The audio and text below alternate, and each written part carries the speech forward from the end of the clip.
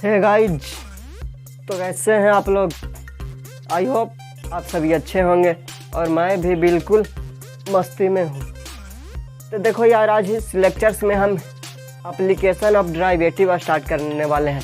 Class 12 का differential calculus में आपको पढ़ना एप्लीकेशन ऑफ डेरिवेटिव, जिसको शॉर्ट में हम AOD भी बोलते हैं। ठीक है, तो हम इस लेक्चर्स में एप्लीकेशन ऑफ डेरिवेटिव स्टार्ट करने वाले हैं। तो इसमें पहले पढ़ना है आपको रोल्स थ्योरम।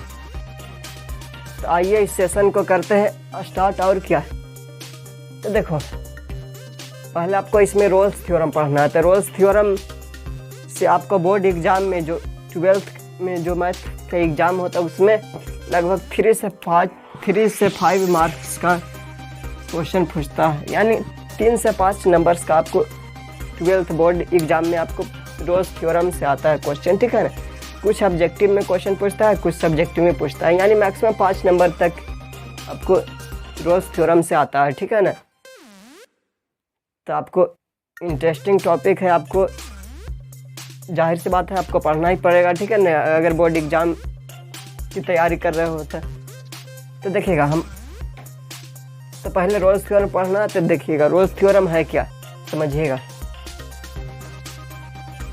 तो यहाँ पहले पॉइंट करके लिखिएगा, दिस थ्योरम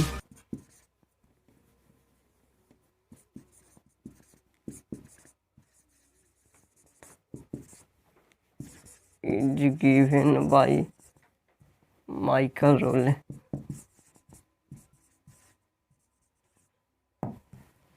देखिएगा ये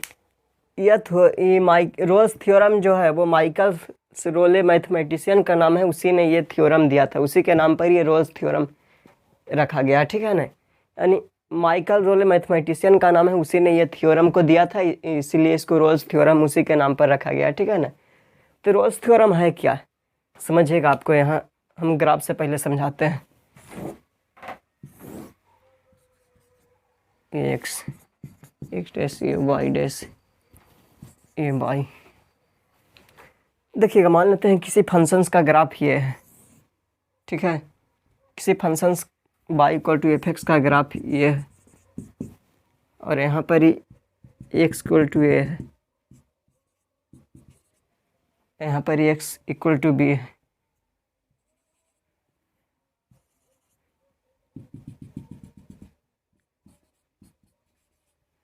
तो देखिएगा रोल्स थ्योरम कहता क्या है कि कोई भी फंक्शंस अगर क्लोज इंटरवल ए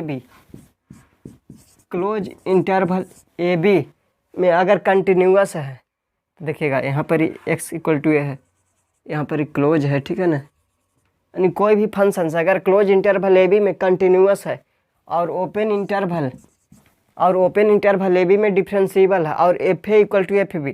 देखिएगा यहाँ x = a पर फंक्शन एफ एक्स का वैल्यू क्या हो जाएगा, एफ ए, और यहाँ एफ बी, x = b पर फंक्शन एफ एक्स का का वैल्यू क्या हो जाएगा, एफ बी। तो देखिएगा एफ ए = एफ बी यहाँ लिए हैं। ठीक है ना, तो रोल्स थ्योरम कहता क्या है कि कोई भी फंक्शन अगर क्लोज इंटरवल ए बी में कंटिन्यूअस है और ओपन इंटरवल ए बी में डिफरेंशिएबल है और एफ ए = एफ बी है, तब क्लोज इंटरवल ए और बी के बीच कोई एक ऐसा पॉइंट लाइज करेगा जिस पर फंक्शन एफ एक्स का वैल्यू, यानी जिस पर f' का वैल्यू 0 होगा। समझिएगा ध्यान से, फिर से रिपीट कर रहे हैं कि रोल्स थ्योरम कहता क्या है कि कोई भी फंक्शन अगर क्लोज इंटरवल ए बी में कंटिन्यूअस है और ओपन इंटरवल ए बी में डिफरेंशिएबल है और एफ ए = एफ बी है, तब क्लोज इंटरवल ए और बी के बीच कोई एक ऐसा पॉइंट सी लाइज करेगा जिस पर f' का वैल्यू 0 होगा। यही है आपका रोल्स थ्योरम। ठीक है ना, ये 3 स्टेटमेंट में ये साबित होता है। ठीक है ना, देखिएगा हम यहाँ लिखते हैं, इसको आपको समझाने के लिए लिखे थे। ये आपका थ्योरम है जो स्टेटमेंट के फॉर्म में है। ठीक है ना, तो यहाँ लिखते हैं statement.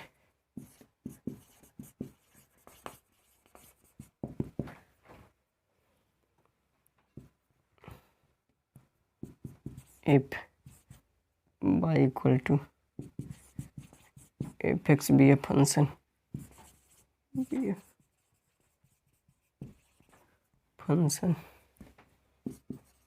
then y = fx be a functions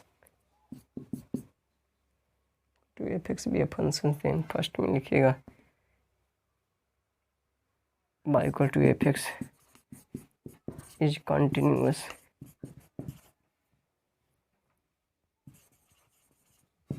in close interval A B, in close interval A B.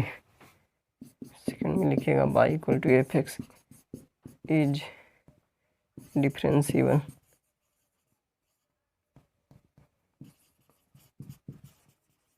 Differentiable in open interval A B. Third में एंड करके लिखिएगा F A equal to F B, then there exist, यहाँ पर point दे दीजिएगा, then there exist, then there exist at least one point, at least one point सी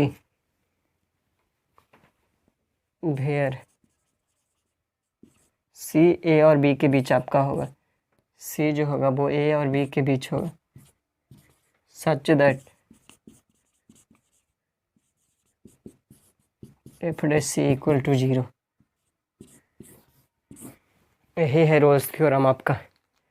समझिएगा हमने क्या लिखा है कि if y equal to F x be a function, then y equal to F x is continuous in close interval A b, y equal to F x is differentiable in open interval A b, and f A equal to F B, then there exist at least one point C where सी ए और B के बीच होगा, such that F dash C equal to 0।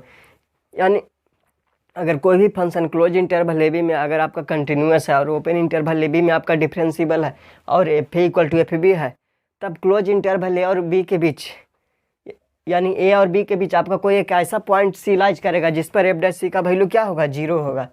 यही है आपका Rolle's theorem, ठीक है ना।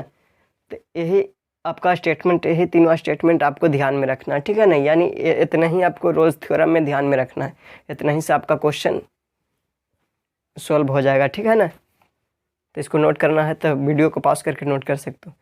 देखिएगा इस पर हम क्वेश्चन कराएंगे ना तो आपको और भी कंप्लीट हो जाएगा, ठीक है ना, और भी क्लियरिटी के साथ समझ में आ जाएगा। नोट करना है, नोट कर सकते हो।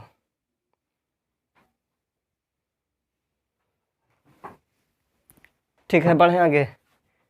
अब देखिएगा इस पर बोर्ड एग्जाम में सवाल कैसे पूछता है, उस हम कुछ सवाल आपको दिखाते हैं कि बोर्ड एग्जाम में आपसे सवाल कैसे पूछेगा और उसका सॉल्व कैसे होगा। इसको मिटाते हैं।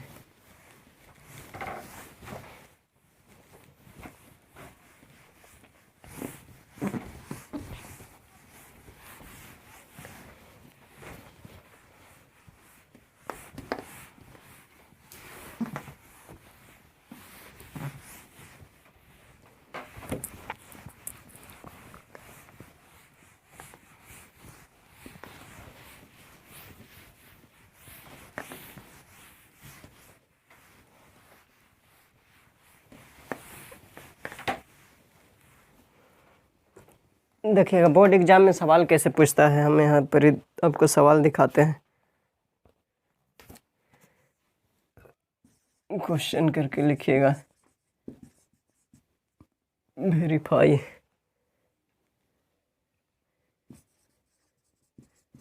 Rolle's theorem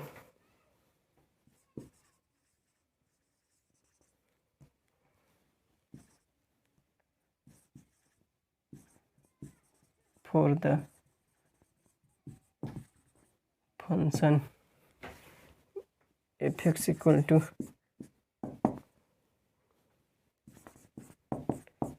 4x plus 3 in interval 1 3। देखिएगा इसी प्रकार से आपका बोर्ड एग्जाम में सवाल पूछेगा, ठीक है ना। आपको एक function F X equal to इतना दे देगा और आपसे क्वेश्चन में लिखेगा कि verify Rolle's theorem for the function इतना इन इंटरवल इतना।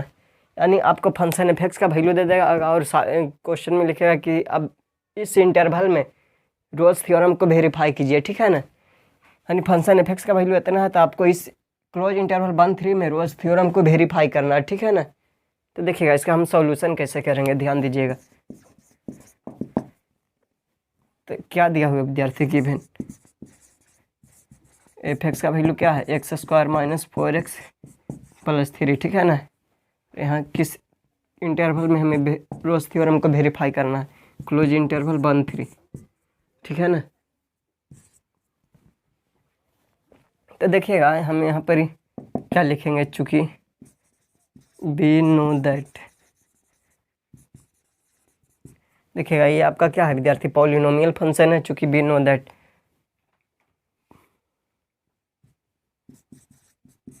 Polynomial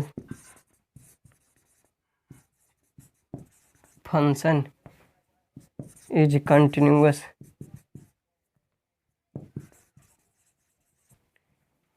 everywhere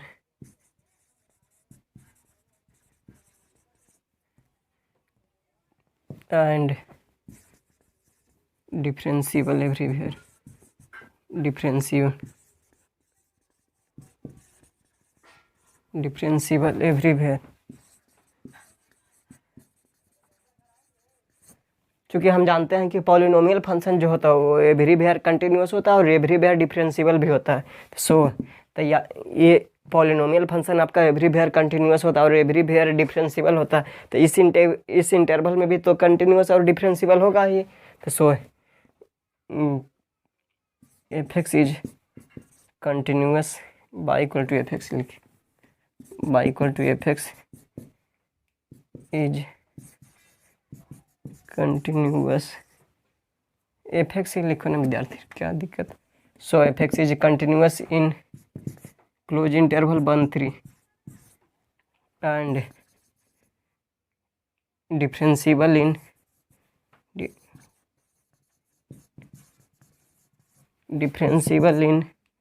open interval 1-3।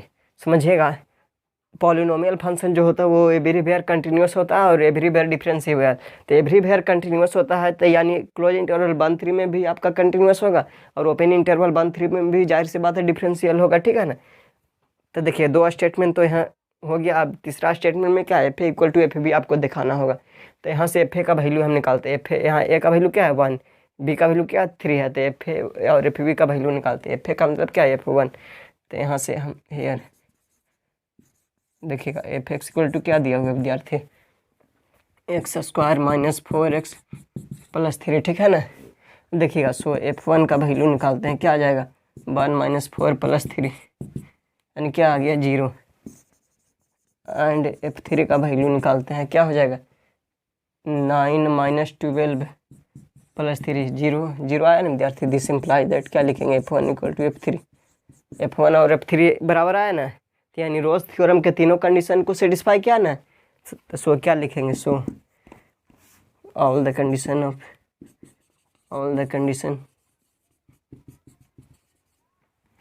Conditions of Rolle's theorem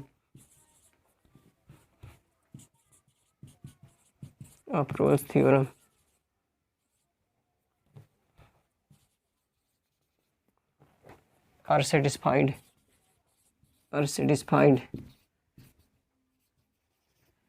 देखिएगा रोल्स थ्योरम के सभी कंडीशन को सेटिस्फाई किया ना विद्यार्थी। तो अब देखिएगा तो यानी रोल्स थ्योरम के सभी कंडीशन को सेटिस्फाई किया था, यानी क्लोज इंटरवल 1-3 के बीच अब कोई एक ऐसा पॉइंट सी लाइज करेगा जिस पर F' का वैल्यू 0 होगा, ठीक है ना। तो वो पॉइंट सी आपको निकाल कर दिखाना होगा। तो देखिएगा कैसे निकालेंगे। तो इसके बाद हम यहाँ लिखते हैं, चूँकि एफ एक्स इक्वल टू क्या है विद्यार्थी, समझिएगा x square minus 4x plus 3, x square minus 4x plus 3, ठीक है ना। तो यहाँ से हम F' का वैल्यू पहले निकालते हैं। F' इक्वल टू क्या लिखेंगे 2x माइनस 4 लिखेंगे ना। अब देखिएगा हम अब F' का वैल्यू निकालते हैं। यहाँ F' इक्वल टू क्या हो जाएगा, x के जगह पर c पुट कर रहे हैं, ठीक है ना। F' equal to 2c minus 4, ठीक है ना। अब देखिएगा नाउ अब यहाँ से c का वैल्यू हमें निकालना है, ठीक है ना। तो F' को हम 0 के इक्वल करेंगे।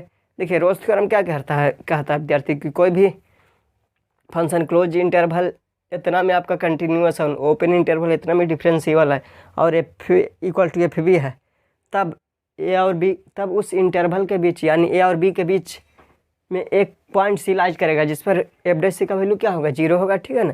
तो अब सी का वैल्यू निकालने के लिए हम यहाँ से F' को 0 की इक्वल करेंगे। F' इक्वल टू क्या होगा 2c sorry average C equal to 0, ठीक है ना। तो 2c माइनस 4 इक्वल टू 0, तो यहाँ से क्या है, सी का वैल्यू आ गया विद्यार्थी 2 हो जाएगा, ठीक है ना। देखिएगा सी का वैल्यू क्या है 2, जो कि 1 और 3 के बीच है या नहीं, 1 और 3 के बीच है ना। तो क्या लिखेंगे, चूँकि 2 जो है वो 1 और 3 के बीच है, ठीक है ना, यानी सी का वैल्यू 1 और 3 के बीच आया ना। तो यही रोल्स थ्योरम आपका वेरीफाइड हुआ, और क्या है वेरीफाइड वेरीफाइड यही आपका रोल्स थ्योरम वेरीफाइड हुआ, और क्या, बस इतना ही आपको करना है, और क्या, ठीक है ना। यही आपका अगर सब्जेक्टिव में पूछेगा तो आपको 3 नंबर या 5 नंबर का लगभग देता है, ठीक है ना। इसी तरह से आपको बोर्ड एग्जाम में क्वेश्चन पूछेगा, आपको इसी तरह से बनाना होगा, ठीक है। समझ में आया विद्यार्थी। तो देखो यार, रोल्स थ्योरम से आपका एक सवाल हर हाल में पूछता है, तो आपको जाहिर सी बात है आपको ध्यान देना ही होगा, ठीक है।